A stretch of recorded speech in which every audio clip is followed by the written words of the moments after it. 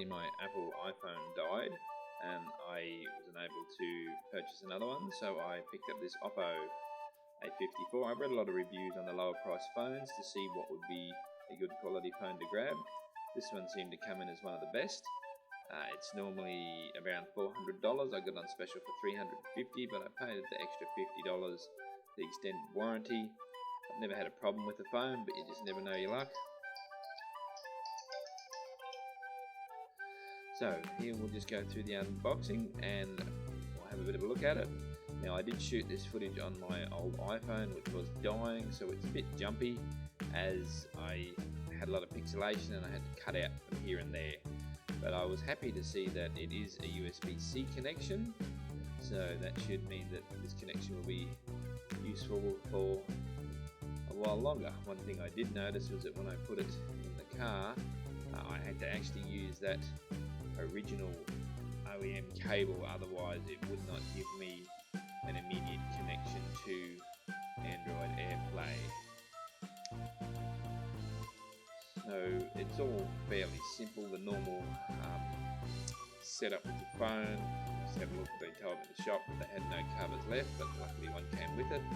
I also think it does come with a screensaver on it, so it seems pretty robust. It's quite large. I mean, not compared to some phones, but compared to my iPhone 7, it's a bit bigger. So I'm quite enjoying it. I can see it all right, and everything seems to work fine. It makes calls. It's a little bit of a learning curve going back to an Android phone after having an iPhone for so long, but that's just something I have to deal with.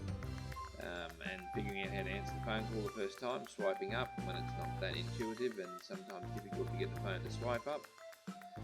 But apart from that, I've worked out how to save numbers, how to use the App Store. I have all the apps that I'm used to using, so yeah, there's nothing really a big issue here. It takes a long time to start on the initial turn on, but that's just to be expected.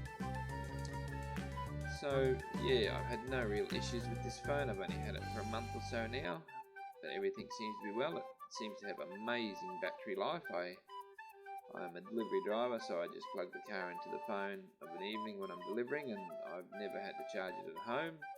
The battery life is just incredible. I spend my half-hour lunch break just on the internet reading stories and looking at memes, so yeah, no, I think it's quite a good phone for a cheapo Android. We have tried other cheaper ones and found them to be absolute rubbish, so I will stick with this one for a while now, and yeah, until I can get myself another iPhone.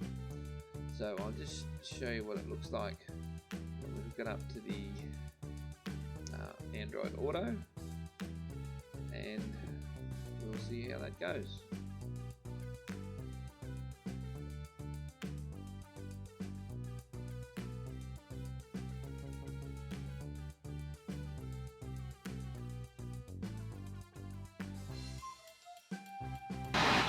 One of the frustrating things I found with this phone was it would never automatically connect to Android CarPlay.